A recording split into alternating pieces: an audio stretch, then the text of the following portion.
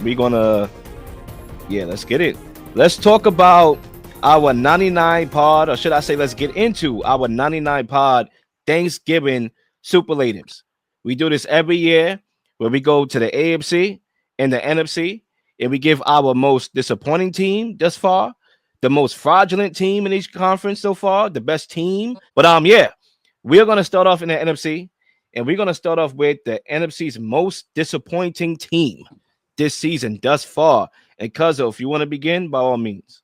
Yes. The most, I guess it's hyped. It's a hype situation. The most disappointing team is the Dallas Cowboys. And I know that's hype, right? Was they really good? I mean, they got injuries, but before the injuries, they was really bad, right? But it's always hype with the Cowboys. Because I'll be honest with you, because I'm an Eagle fan, I don't really think the Cowboys is really that good. But they always come in with the hype. If you go look at any professional show or anybody talking about football, they was picking the Dallas Cowboys to win the division. Nobody had Washington. Nobody had the Eagles. Definitely didn't have the Giants. They had this team winning the division. They had this team making a threat. Or they had Dak Prescott. They got all of these players. They got Micah Parsons. All of this hype going around with the Cowboys. This is a very disappointed team. This is a very disappointed franchise. This is a dysfunctional franchise. I do not expect this franchise to recover. I'm trying to pit the fork in this team, not just for this year, but for next year, and next year. Please dead the hype around the Cowboys. They're disappointing, and yes, they should not be hyped up no more. You understand what I'm saying? Like, we should be done. We should be off this train. Dak Prescott is not leading this team to a Super Bowl, okay? This whole team, this whole talent, CeeDee Lamb, this whole little team they got right here, done. They're not going to no Super Bowl. So the next time we talk about the Cowboys, we're going to need a new quarterback, a new head coach, and a new GM, okay? Or maybe even a new owner. And that's the next time we'll talk about the Cowboys. Done. Disappointing. Yeah, Zach, I'm going to go in here. I'm going to go. Well, before you do, I just have a quick question for Fred. And Fred, if I'm putting you on the spot here, I'm sorry. It'll give you time to think about it. Who do you think is going to be the coach of this team next year, week 1? Oh, man. That is, you put me. Listen, we had a hype about Deion Sanders. I don't think so. I think because when you take the Dallas Cowboys job, you got to be a sap. You can't be alpha. You know what I mean? You cannot be an alpha. It ain't going to work with that regime over there. So you got to find a sap coordinator that's going to be able to take, the back. I don't know who that is at this point, but it's going to be some sap that sits there and get delegated against the ownership. Some sap that been to a Diddy party. Okay. I just wanted to respond to that. And Fred, everything you said makes sense based on Jerry Jones and his history recently of hiring head coaches. But that's my issue with this team. Like you say, you can't ever win a Super Bowl with Dak Prescott. And up to this point, you've been proven right. But what if this team hires Bill Belichick? That's what they have to do because they need a legitimate head coach. And the reason why I'm not answering this question with the Dallas Cowboys is because this team lost by 30 points in a first-round home playoff game last year to the Green Bay Packers. They didn't show up. So anyone who didn't see this coming, I don't really know what to tell you. Dak Prescott, he has his flaws, no doubt. But his two coaches throughout his career have been Jason Garrett and Mike McCarthy. He has never stood a chance to win anything at a big level. And I don't care how much talent is on this team around him. This team needs a legitimate head coach. And I'm just really hoping that Jerry Jones finally realizes, okay, it might be time for me to just give up a little bit of the power and bring in the best head coach of all time that might just want to come here and coach this team. Yeah, clear.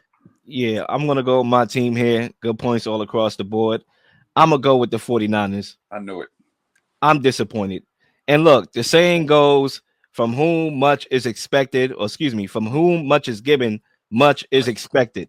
And I expected the 49ers with all that talent to not be struggling right now to keep their playoff hopes alive. Right. You look at Kyle Shanahan in the Super Bowl and how that ended, right? Picking up from there.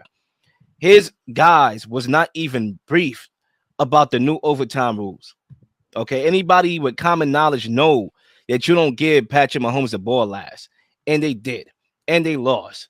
So you expect them to come into the season with revenge on their minds. Not because they have a fiduciary responsibility to win. No, they have a financial responsibility to win. They paid Brandon Ayuk. All those guys that they paid and still got to pay, right? You think they will be all set for this year for revenge. They had an opportunity against a team that beat them in the Super Bowl for revenge early in the year. What happened? 28-10. My name is not Ben. Okay. 28-10. My name is not Ben. And look, CMC doesn't look the same. He's not making the plays out in space like he used to since he came back from injury. Debo seemed to be shot. He flamed out. The 49ers clearly missed Brandon Ayuk. Bob Purdy did miss the Packer game. But you expect, with all that being said, you expect Kyle Shanahan to figure it out. Why? Because say what you want about his clock management. Say what you want about his conservativeness in situations where you have to be aggressive or vice versa. You expect him to figure out the X's and O's because that's what he's known for. And he hasn't been doing that. And now, next week, who they play? Sean McDermott and the Buffalo Bills. Who? Sean McDermott is 7-0 coming off a bye, and you playing them in Buffalo. Good luck. I'm going with the 49ers.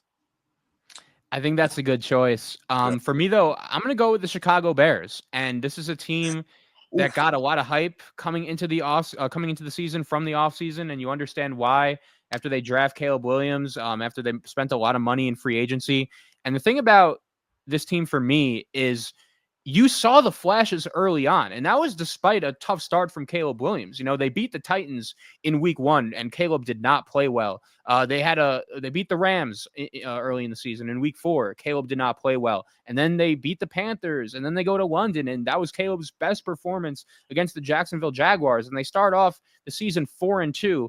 And this team is just seconds a play away from starting 5-2. All they had to do was shut down Jaden Daniels on that Hail Mary, and they didn't do it. And the season has completely fallen apart from there. And the reason why I'm so disappointed in this team is because you see the talent. You see the reasons why I got excited. I still think this is one of the better defenses in the league. I thought Caleb Williams played pretty well on Sunday. That was one of his better games against a divisional opponent that's now 9-2 in the Minnesota Vikings. But coaching and just dumb decision-making has just really torpedoed this team's season. And I think the offense has looked much better in the last 2 weeks since they fired Shane Waldron. They're really just going back to basics and getting all of their good players the ball. You see DeAndre Swift making plays. You see DJ Moore, Keenan Allen, Roma Dunze, Cole Kmet. No more, handoffs to the backup center on the goal line when you're in a close game, which really cost them that Washington game as well.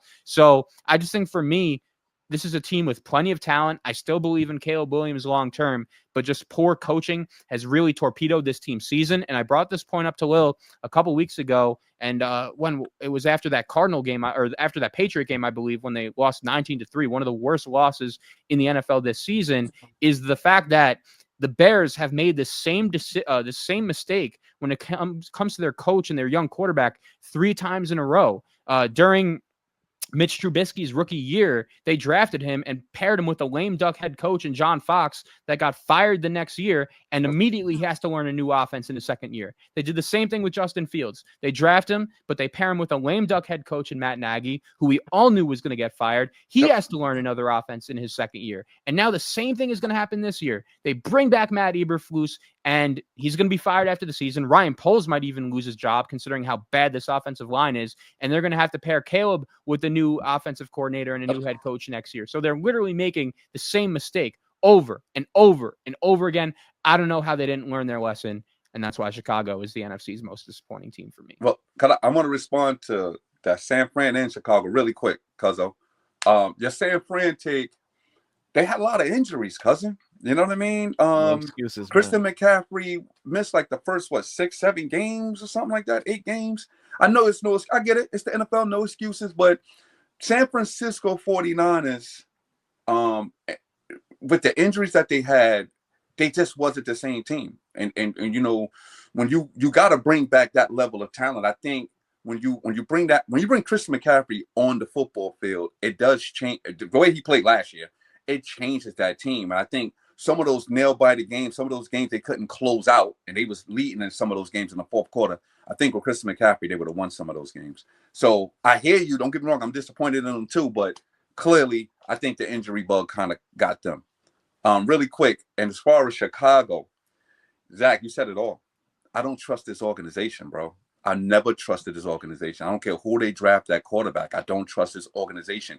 Even the 85 Bears, when they won the Super Bowl, they won on defense, bro. Like, they never handled a quarterback great. They never deal with franchise quarterbacks. This is the only franchise that probably never had a franchise quarterback that we can look at. It's like, this was the best quarterback in the league. Like, they never had that in the history of the Chicago Bears. I don't trust them. I'm never going to trust them. Like you said, they're going to get a new coach again.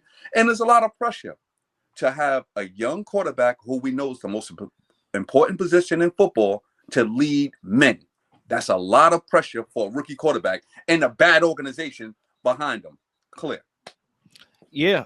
My point would just be, because y'all said everything, my point would just be, I'm a little bit optimistic on Caleb Williams after the last couple of weeks. I thought he's shown a lot more, especially the last game. I mean, he was throwing some nice darts out there, the Keenan Allen in the middle of the field, and showing that elusiveness. If he could continue to build on that, I mean, the wins will come eventually. It's probably not going to come this year. They don't know how to win yet. So, it's about, the evaluation within the game, not just the end result. They lost the last 2 weeks, but they played better. Hopefully they can continue to build continuity. But we're going to move on here. We're going to get into our most fraudulent team in the NFC. Okay. Zach, the mic is yours.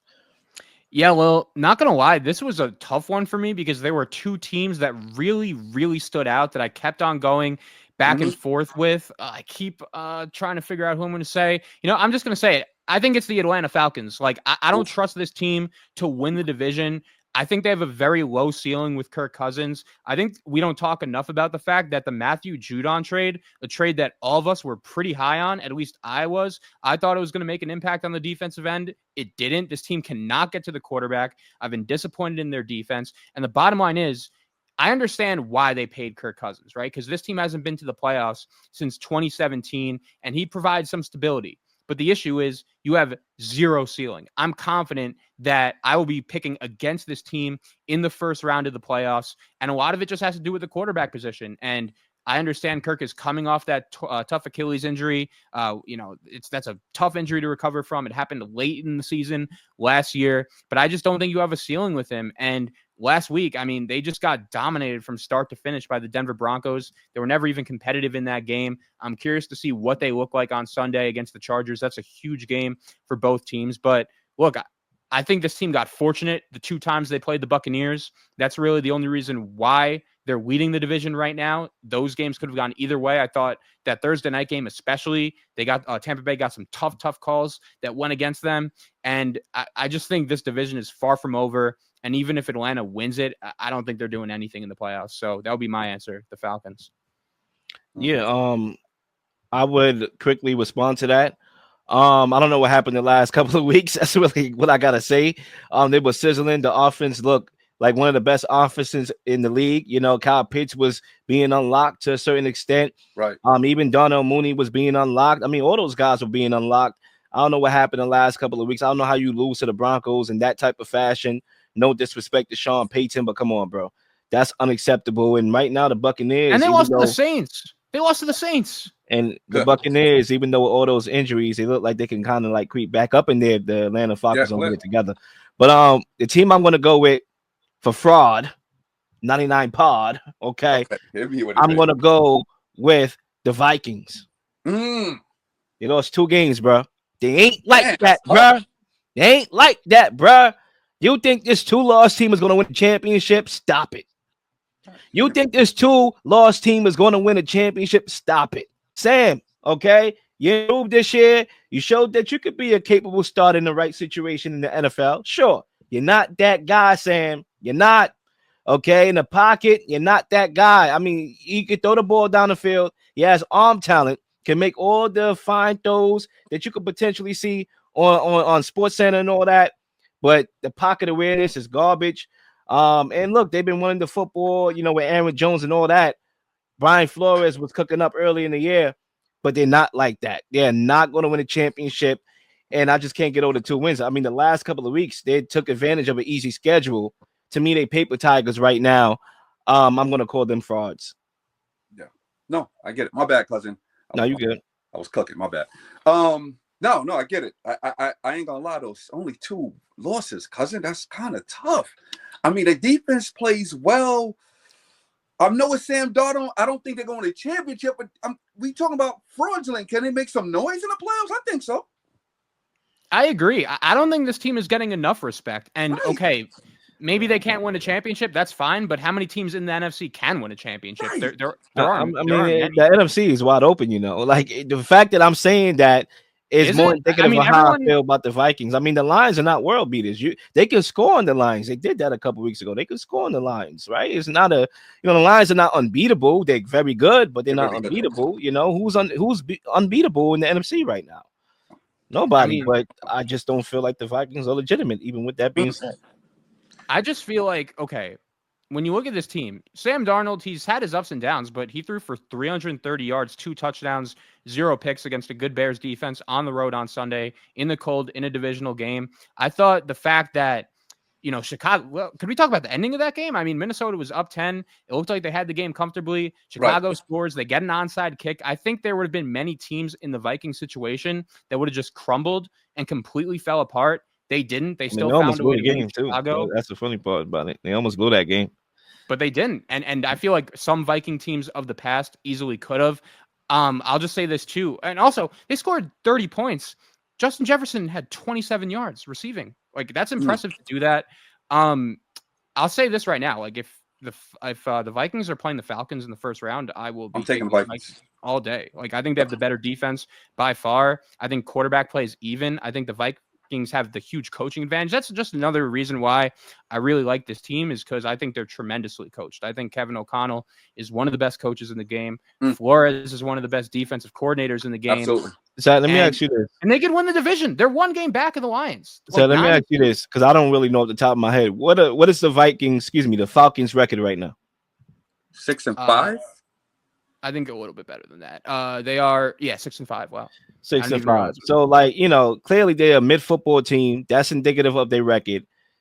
So yeah, sure. If the Vikings played the Falcons, maybe I'll take the Vikings, right? Maybe I would do that. But the Vikings have 2 losses right now. So they should be thinking, when you have a 2-loss team at this point in the season, you're thinking championship. I don't think championship when I talk about them. I see your point. That was a good point. When you change that narrative of it, their expectation should be higher than a mid-level team. And my expectation for the Vikings right now is, you're right about this, cousin, it's mid-level. It ain't championship aspirations. I don't think championship when I think of the Vikings. So I see your point. Fraudulent from that perspective. Absolutely. All right. Yeah, my fraudulent team, right? Real quick. Yep. I hope this don't bite me in the butt. Okay. But my fraudulent team is the Washington Commanders. Okay.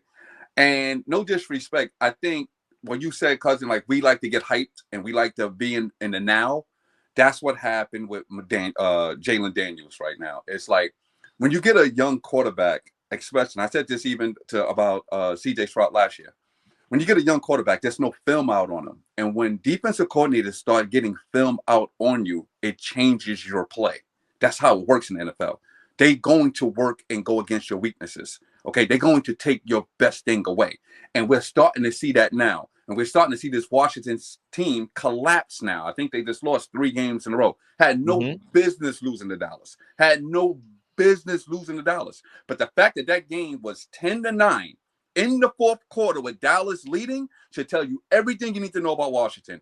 Fraudulent at the highest of levels.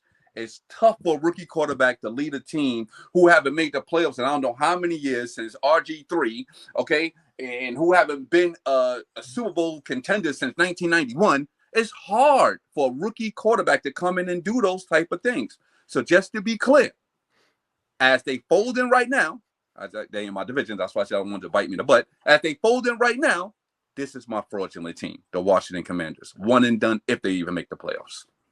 Nah, I like that one too. So to my brother Fahim, I mean, look, as they're frauding right now, right? Because I'm glad you put it that way, because we are starting to see the fraudulent, team with the last 3 losses in a row. So they are unraveling before our eyes. So they're still eligible for this conversation.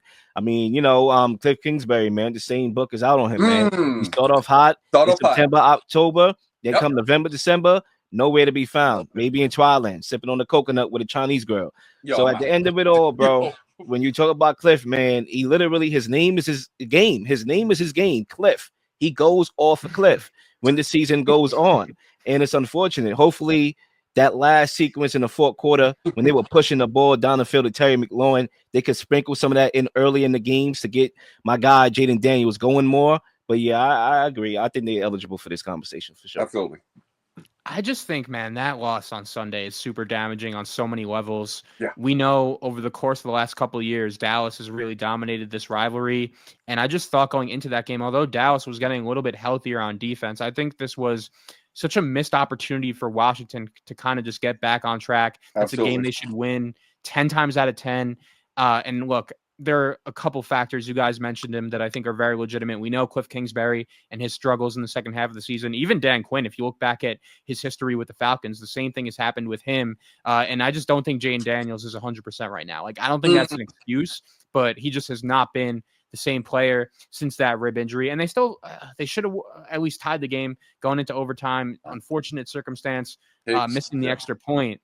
But I just look at Washington, and I just feel like this is a classic team that's just a victim of their own expectations. Like, they're kind of similar and kind of starting to play like the team I expected them to be in the preseason, which was a team that would be much improved, like a 7-8 win team, but isn't really ready for prime time just yet. And I think calling them fraudulent, like, I understand why you would say that, because at one point we thought this team could maybe compete for an NFC championship and Jane Daniels might be in the MVP mix. But I just think that word and that phrase gives off like, oh, they could be a disappointment. And I just still think, despite this, like, as long as they make the playoffs, I think this will be a successful season. And Fred, I'll ask you, like, do you think this is a playoff team? Like, are you so out on them that you think they're gonna falter completely, or you think they still find a way in? No, I think they're going to find their way in because the NFC is weak. So I think they'll find their way in. All right, let's move on. The NFC's best team is, and because I believe. Oh yeah, listen. I know y'all gonna say he's an Eagle fan, gonna pick the Eagles, and I am gonna pick the Eagles, but it's not because I'm an Eagle fan. Okay, so I want to be clear about that. But yes, Detroit is playing phenomenal football. They won 9 games in a row, and this is a tough team. But the Eagles, no disrespect. So this is how I break it down. And it's coming down to the Eagles in Detroit. I don't think nobody else is in their class, right? I think it's the Eagles in Detroit, but the best team in NFC. But this is how we'll break it down, right? I'll break it down like this. From a quarterback perspective, Jared Goff is a better pocket passer, ain't no question about that. But I'll take Jalen Hurts as a winner, making plays. Because I think he can throw the ball, but I also think he can run for first downs, crucial first downs. I'll take him as a winner. The running game, yes, they got the two-headed monster over there, but I'm taking Saquon. You see what I'm saying? Because he's explosive, but I'm just going to take him over that running game, right? Now, receivers. I'm taking my receivers over Detroit's. No disrespect to Detroit. I'm taking A.J. Brown. I'm taking Devontae Smith. I'm taking Goddard over their receivers. But defensively, all of that could be arguable. Defensively, this is not an argument. Defensively, this is not an argument. The Eagles' defense as a whole, compared to Detroit's defense as a whole, they're not even in the same class. So from that perspective alone, as you can make an argument offensively, you can make the debate, quarterback, running back, receivers, although I'm taking the Eagles. But defensively, there is no debate. Our defense is much better than theirs. So we will have a better time stopping them, and they will have a harder time stopping us. I'm taking the Eagles, even if it's on the road. Zach? Okay, I think this is a really good question, and I'm going to say the Lions, but I'll say this. The reason I'm going to say the Lions is because it's specifically right now. We're talking about who is the best team in the NFC on November 26th. I think my answer to this question could be a lot different if we do find these two teams facing off in the NFC Championship game, and here's why. I've been preaching throughout the preseason into the regular season that the Lions getting the number 1 seed in the NFC is going to be crucial, because we saw in the playoffs last year just how good of a home field advantage Ford Field was. And I'm very high on the Eagles. I think they've had a great year. I think they're right there. I think this is a coin flip question. But I would give the Lions the edge in that building against anyone they play. Clear. Now, things could get different if that game is in Philadelphia. I know Jared Goff and the Lions had a nice win going on the road to Lambeau Field, playing in the cold rain, beating the Packers. That was great. But does that mean I all of a sudden trust Jared Goff in a playoff game in the Link, playing in the cold? Absolutely not. So I think home field is going to be key. And when you look at the schedule, the Lions, credit to them, they've won 9 games in a row. They're 10-1, but they play the Bears this week. That's a game they should win at home.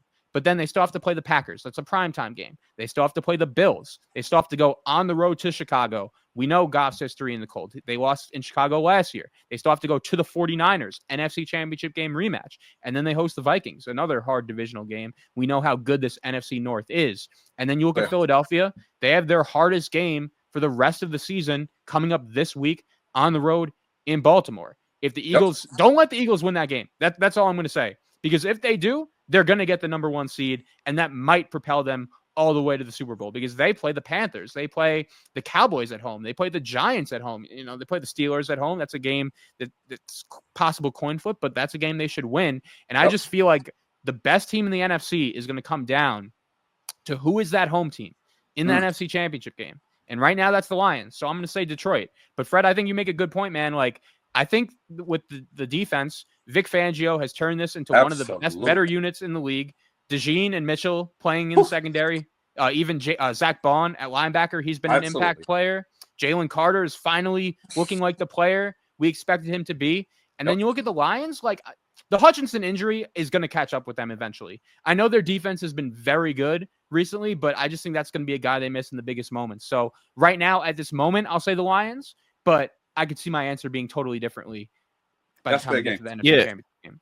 I mean, look, because we are at the intersection of this one and the most dangerous, I think we both could agree. Maybe we don't. I'm not going to put you on the spot that one of these two teams, the Lions and the Eagles, one is the best and one is the most dangerous. I know that's how I have it. So I'm going to kill 2 birds with 1 stone. I'm going to end off here with my best, and I'm going to go right into my dangerous. Gotcha. My best is the Lions. I think they are the best team. They've been consistent all year. Right. And you know, they are more diversified with their offensive play calling. You know, sure, the Eagles have the weaponry, they have the talent, clearly in almost every facet on offense in particular and defense in particular, both. But I like the play calling offensively for the Lions, and they win their games through their offense. They know how to control the game with their offense, right? They know how to run the ball, keep the opposing quarterback on the bench, and sizzle with Jared Goff, allow him to carve you up in the intermediate game with Amon-Ra St. Brown. Nobody talks about that duo. Everybody talks about everybody else, but when you talk about consistency, Amon-Ra St. Brown and Jared Goff is that. And you talk about their defense, despite the loss of Hutchinson, they're still able to generate takeaways, you know, and have a knack for intercepting balls and stuff like that. So I'm going to go with them. And for dangerous, my most dangerous team in the NFC, I'm going to go with the Eagles. I think because of the talent, mainly. I'm not a fan of their coach. I don't care if he shaves his head like he looking like Michael Scofield from Prison Break. I don't care about all that. I don't believe in those jujus and stuff like that. I'm more of a realist type of person. I don't believe in that. You know, the socks I wore today is the reason why my day went well. I don't believe in none of that garbage. I just believe they're playing good football right now. And Saquon Barkley was their prize. That's their Make-A-Wish Foundation right there. Give him the ball, get out the way. He'll do something with it. We got a good line up front. We're very good in the trenches. That's how you win football games. You got the talent, right? You got the quarterback who has experience as well. So playing them in the playoffs is going to be very dangerous because they have that type of talent. So I'm going to go with them as my most dangerous team in the NFC. Listen, I think both of y'all, respectfully, I love y'all takes. I think, Zach, really quick, the fact that Detroit got home court advantage, for you to say that, I think that's crucial because if it flip-flops, I see why you would flip-flop it. That makes sense. And Cuzzo, for you to say the Lions the best team right now, respectfully, and the Eagles most dangerous, I actually think that actually do make sense as well. I'm not saying that y'all convinced me, but I do respect y'all takes. I thought it was great. If you don't mind, can I go on to my most dangerous? Yep. I'm going with the Arizona Cardinals. Kyler Murray, man, I'm scared of this guy. I'm just being honest because he could get hot, man. I mean, they got like a weird team. What's this running back? Now I'm forgetting his name. This running back they got. This dude is a problem. Right, so it's something about this Arizona team. Yeah, they could lose games, but I'm talking about a dangerous team and a playoff game, and they coming in and just get hot. they can upset some people. If I had to look at one team that for the Eagle fan, I wouldn't want to come into my building, it would be the Arizona Cardinals. They beat y'all last year in the regular season. I'm gonna be honest with you. That's a tough team right there. To me, that's a dangerous team. I agree with Fred. I'll say the Cardinals as well. My main reason is because I think Kyler, any game he plays in, he has the ability to just completely take it over and be the best player on the field. But here's what's frustrating. Gun to my head right now, if you ask me who's winning the NFC West, I would say the Cardinals. But it's like, man, I would have loved to see them play a little bit better on Sunday in Seattle. Absolutely. That was a game from very early on. I could tell that Kyler just had no interest in playing in. And that's disappointing because when you look at this guy, that's been the knock on him. The reason why we've been so hard on him is because we know how good he's capable of being. We've seen it this year. Before that game, he could have been an MVP candidate, and it was clear just very early on in that game, their offense had nothing going, and it's not like Seattle was blowing them out. The Seahawks offense couldn't do anything either. It was still anyone's game. It was super close, and then everything came crumbling down when he threw that brutal pick six.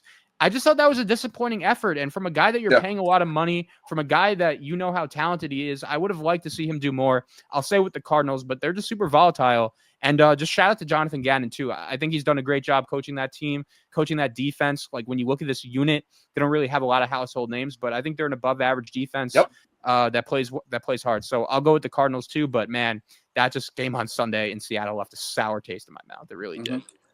Yeah, I agree with both of you guys' take. Kyler Murray, like I said, from week to week, he could be the hottest quarterback. Sometimes he could give up on plays, sub himself out of a football game. But when you got the right Kyler Murray, like against the Jets, that's the guy you got to look out for. Let's go to the AFC and knock this out.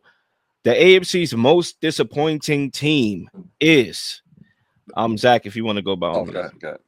Yeah, you got to go with the New York Jets. And for me, this is very similar to the Chicago Bears. Like, I still believe in the talent on this team.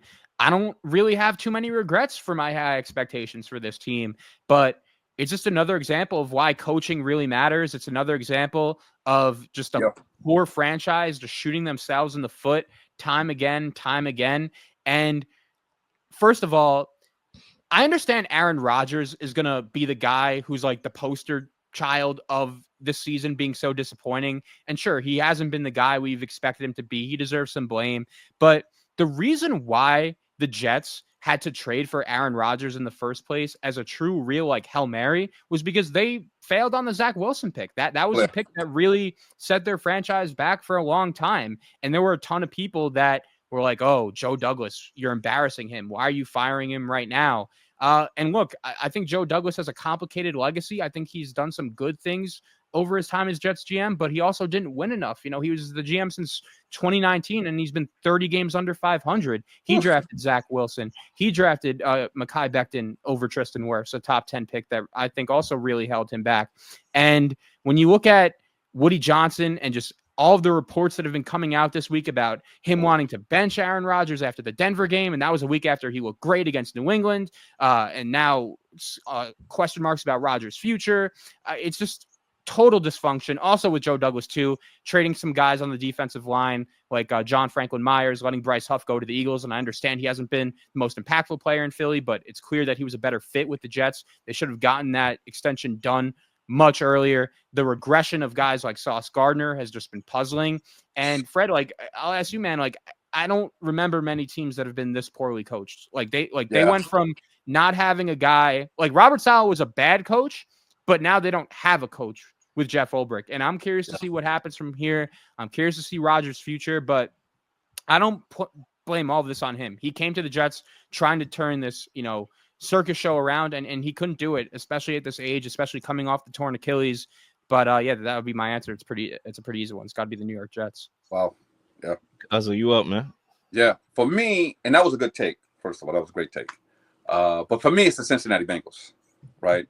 Because my ceiling for the Cincinnati Bengals is always compete for a chance. Joe Burrow, to me, right, he can go into anybody building and win a playoff game, right? Because I've seen him do it, right? So when I see you got Chase and you got T. Higgins, and I'm saying to myself, the Bengals, and I look at the Bengals, and they always come up with this slow start, losing to New England in week one. Like, it frustrates me because that team, to me, Baltimore should be scared of them. Pittsburgh should be scared of them. Kansas City should be scared of them. Buffalo should be scared of them. That's a team that can go into Buffalo and wipe them out. That's a team that can go into Kansas City and wipe them out. And they won't even make the playoffs. They won't even make the playoffs.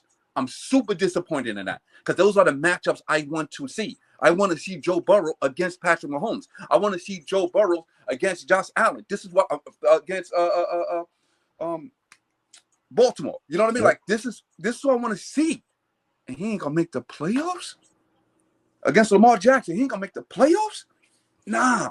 Yeah. Super disappointed.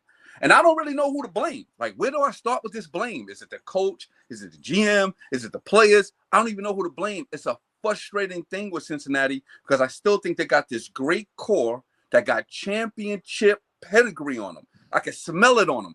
When they walk on the field, I'm like, that looks like a championship team. You know what I mean? They feel like a championship team. This looks good. When they play against Baltimore, I'm like, yup, that looks like a team. This team I can ride with. No, you can't. I'm disappointed. So when I think about disappointment, where my expectations was at, it's going to be Cincinnati Bengals. Yeah, I mean, both very good points. Me personally, I never had expectations for the Jets. I didn't have them winning the division, didn't have them making the playoffs. So they're not that far off from where I initially had them. I ain't had them that bad, but they're not that far off. So I'm not going to go with them. Dysfunctional. That's why the Jets, and I won Zach. You know, Zach shouldn't even think I was going here because I warned him years ago, you know, and Zay when they made that move. As far as the Bengals is concerned, I agree with Cuzzo to a very good extent that, you know, based off the matchups that we want to see, that we favor, we expect to see Joe Burrow and Patrick Mahomes. We expect to see Joe Burrow and Josh and Lamar and all those guys over there. Yes. And we're not going to get that, unfortunately. So I do agree to an extent that they're definitely very disappointing. But the team that I'm going to go with, and this team, funny, I should mention, this team is still in the playoffs.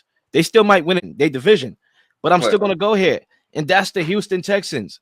I have to. Me and Zach, we ranked C.J. Stroud top 5 in our quarterback rankings this year. We were not expecting second-year regression, even though that was always a possibility because he had a very good year last year, right? They traded for Stephon Diggs. I dig it, right? The most important thing was they retained their OC and Bobby Slowick. He didn't get a job, so continuity was supposed to be a thing, and yet the offense looks completely broken. Stroud is being pressured on 41% of his dropbacks. That's third in the league. The offensive line stinks. D'Amico Ryans is supposed to be a defensive mind, and last week he got torched by Will Levis. I mean, what are we doing here? What are we doing? You know, I thought D'Amico was one of those up-and-coming coaches. I still think he is, but I thought he was up there making a case for top 10 already because of what his work was as a DC, transferred as a coach. And now I'm looking at this team like, what's going on here? Why are y'all looking ugly when y'all winning games? So it's not the fact that they have a winning record and they about to win the division. The games they won is ugly, right? If they win it, I got to go with them personally. Good. I was just going to say, I'll respond to each of you. With the Bengals, Fred, I think you made some good points, and I think it's a good question, too, of, like, who do you blame? For me, the first couple parties that come to mind are just the ownership and the management. I think that although he's had a great year, this whole Jamar Chase contract situation has really put a dark cloud over this team since the offseason. We all thought that deal was going to get done pretty early on, and it just never happened. And Chase has had a great year, but I just wonder how that's affected the team with him really not practicing until later on. And also, this defense has just regressed in a big way. I know they lost some key guys from that Super Bowl defense like Jesse Bates, but I thought Lou Anarumo, the guy that put together some great game plans against the Chiefs in the playoffs, against the Bills in the playoffs, he's just been nowhere to be found.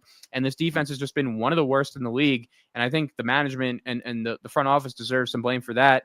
With Houston, you know, it's funny, Lil, I really have no regrets about ranking C.J. Stroud in the top 5.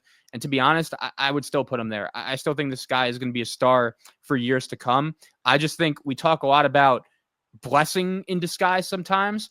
I actually think, like, you can make the case that Bobby Slowick not getting a job and staying there could be a curse in disguise because this guy has completely lost his fastball. His game plans have been horrendous. And sometimes he doesn't stick to the run. Sometimes he does. The offensive line has also been terrible. That was supposed to be a strength of this team. And look, the injuries, like I'm not trying to use it as an excuse, but Diggs going down was a killer. Nico Collins, a guy for my money, I think he might be the best receiver in the league. He's that good. He's been in and out of the lineup. So, and even on defense too. So look, that game on Sunday, especially against the Titans, that's a game they can't lose. But look, I still think they're going to win their division. And although it's very trendy right now to say they're going to be one and done in the playoffs and call them the most fraudulent team in the AFC, we haven't gotten to that yet. Maybe they'll come up there, but I'm just not going to count out CJ Stroud. I know he hasn't been great lately, but he still has that superstar factor. I still think he has that it factor, and I'm confident in him being a star in this league still for years to come. Mm-hmm. All right, we are going to move on. I believe everybody went. We're going to move on to the fraudulent team. Zach, you hinted at it. The mic is yours. Yeah, I think this is a really good question. And although it pains me to say it, like I'm just going to go with the Steelers. I don't think you could win a Super Bowl at this point with Russell Wilson as your quarterback. And I think Mike Tomlin deserves credit, like making that move and pivoting to Russ when they were winning with Justin Fields. That's not a move every coach in the league could have necessarily made. But I just don't really know what the ceiling is for this team with Russell Wilson at quarterback. And we know, look, their defense, that was a great win against the Ravens, a game that a rivalry that they've really dominated for the last few years. But I just don't think that that formula is sustainable in the playoffs. You own Lamar Jackson. He can't do anything against you. That's great. But is that going to happen against Josh Allen? Is that going to happen against Patrick Mahomes? Or if you see even Justin Herbert or Joe Burrow, any of those guys, CJ Stroud, I think Tomlin deserves credit. As much credit as he deserves, we've had this conversation on the show so many times. I have a really hard time giving him max credit until this guy wins a playoff game because he hasn't done that since 2017. And I think we're kind of forgetting that. We've been preaching this on the show. Oh, Mike Tomlin, he's such a great coach. You know, he's done a great job this season, and he has. But people have been saying that for the last few years, and we've been turning that narrative down because he doesn't win in the playoffs. He hasn't done that recently. So until he does, I'm going to have the Steelers right at the top of the list for the most fraudulent team for me. Yeah, I want to go there too. Absolutely. Okay, good. I'm gonna go there, man. I got to, and then Cuzzo, feel free. You know, because last week I did something very unordinary. You know, I literally crowned Mike Tomlin Coach of the Year for those people who called me a Tomlin hater.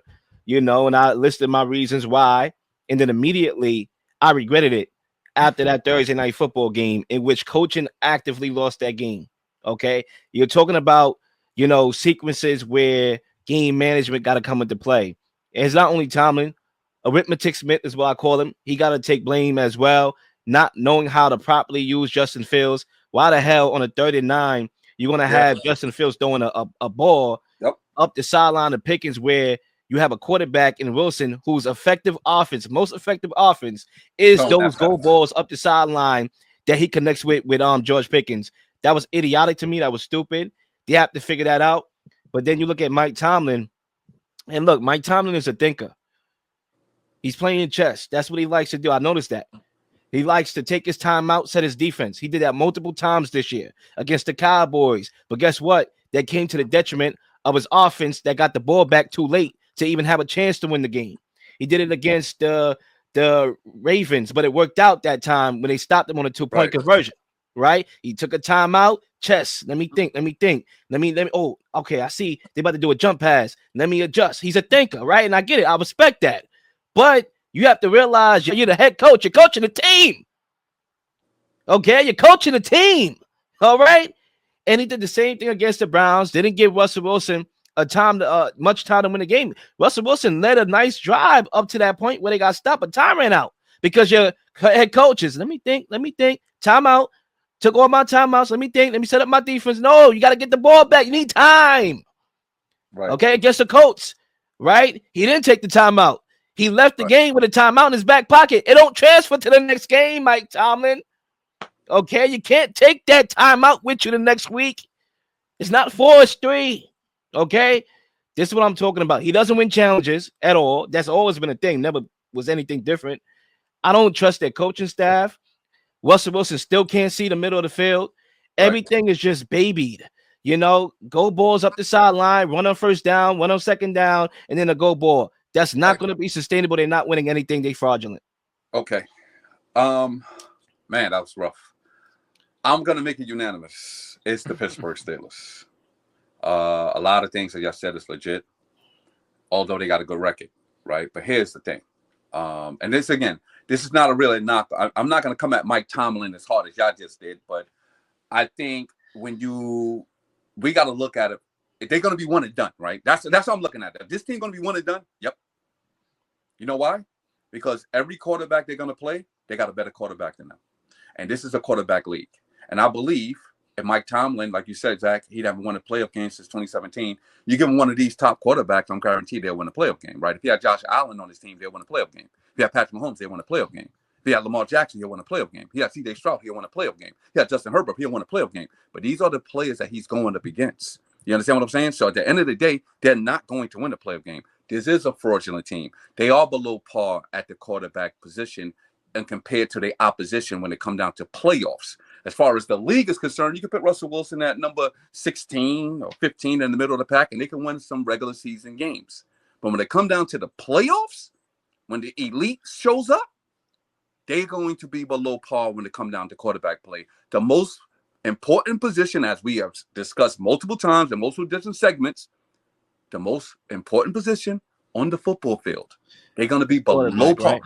Huh? But look, let me ask you this question. Don't you think that coaching matters more in the playoffs? No. Talent. You just said he can't see the middle of the field. This is Russell Wilson, bro. Yeah, but he won a Super Bowl. I respect that. He got championship pedigree. That's why they go in some regular season games. But let's be clear. You're not picking him under none of these quarterbacks that you're going to go against. You're not picking him against Justin Herbert. You're not picking him against C.J. Stroud. You're not picking him against Josh Allen. You're not picking him against Lamar Jackson. I might pick him against Stroud. Lamar Jackson is not a playoff performer. So I might take him over.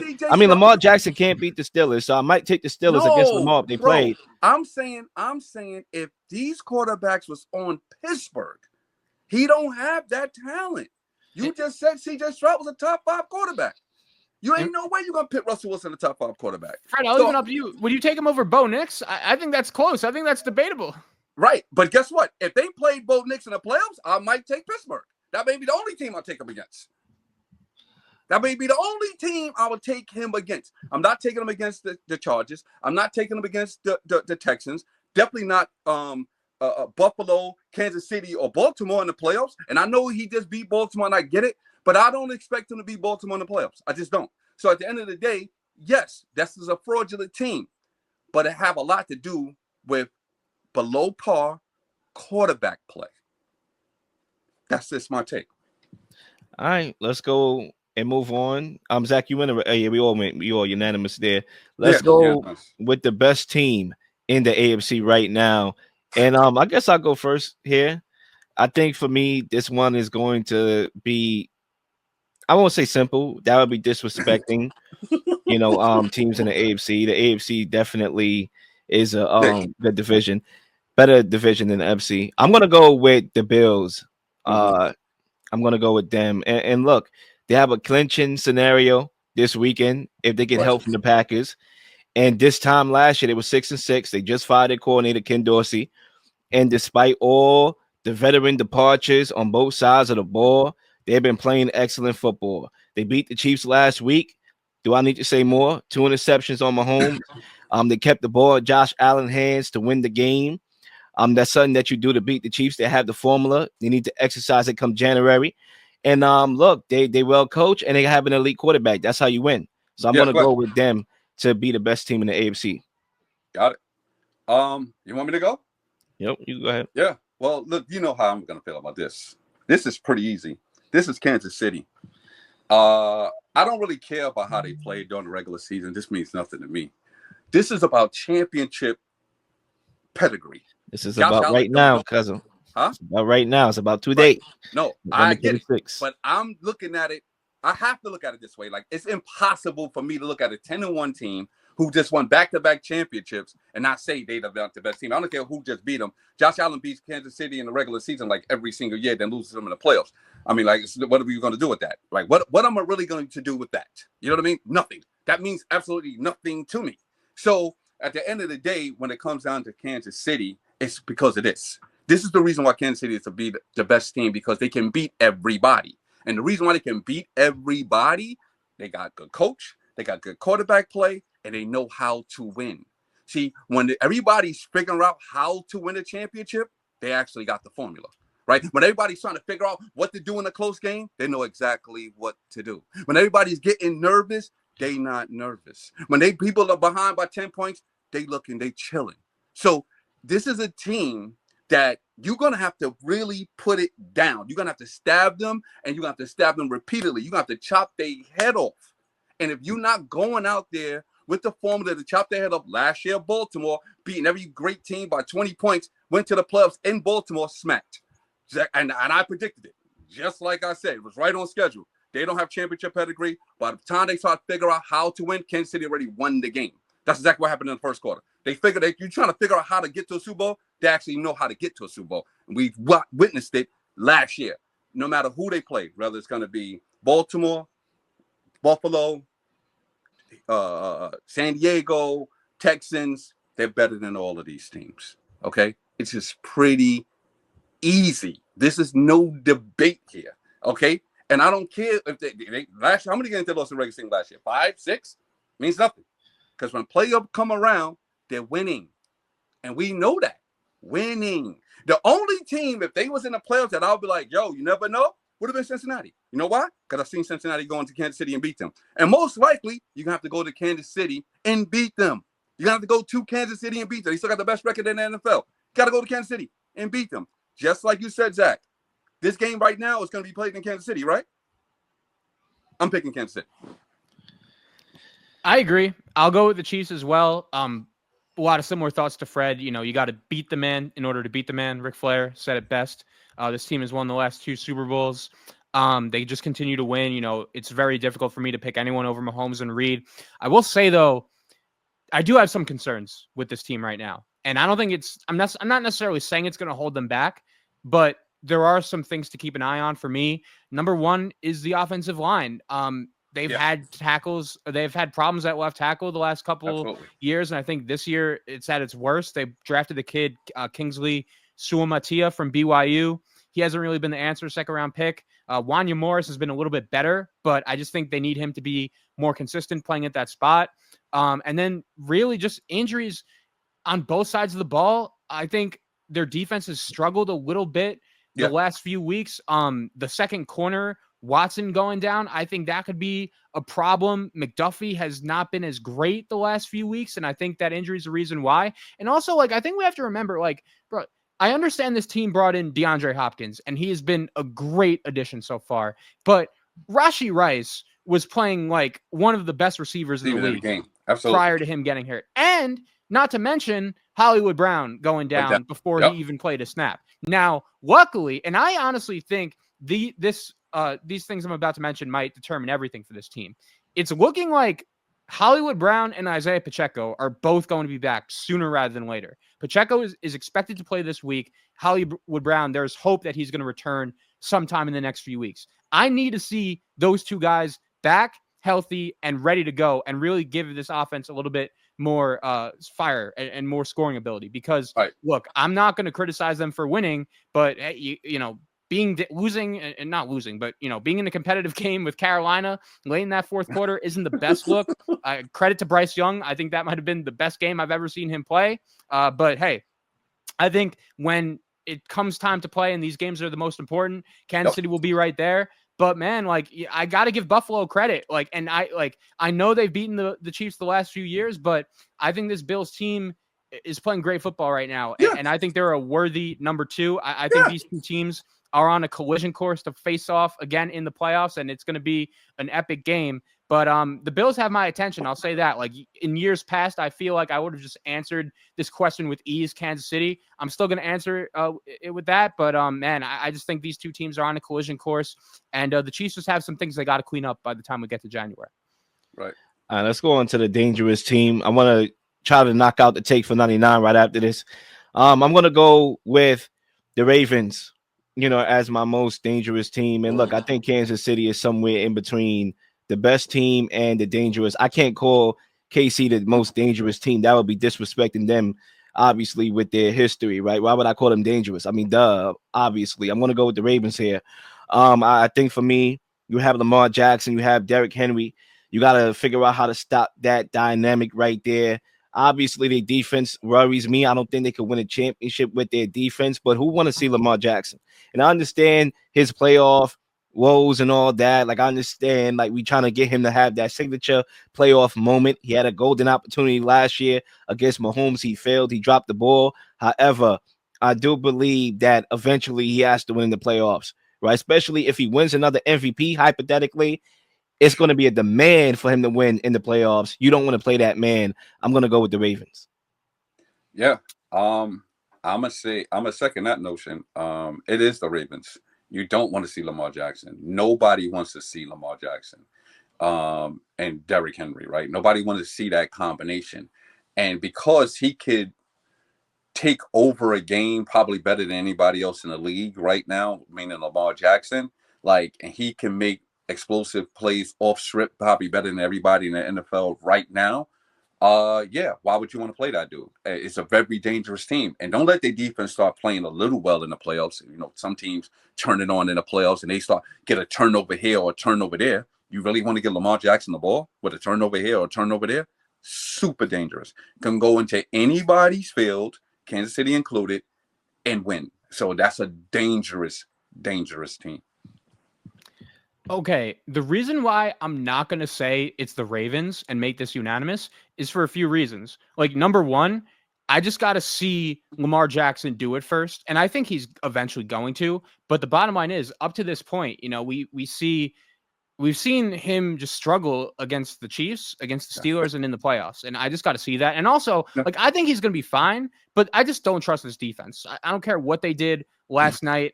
That was a good effort, but man, like, I just got to see a little bit more. So I'm not going to say the Ravens. And I'm actually going to say Houston. And I know that's unpopular right now. Like, they've really been struggling. But I just feel like letting a quarterback like CJ Stroud into the dance when his team has been struggling is just not something you want to do, because I still think his best football is ahead of him. And he's one of the few guys.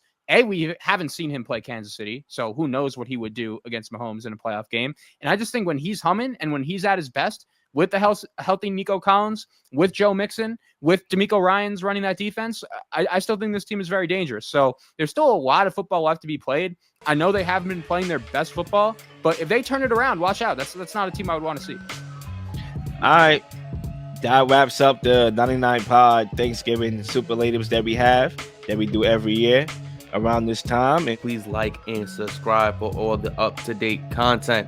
You've been slinging shows left and right, slinging content left and right. Please don't miss anything. If you do, like, subscribe, leave a comment, leave a question, something you may want to answer, something you may have. All ideas are great ideas. Nothing's a dumb question.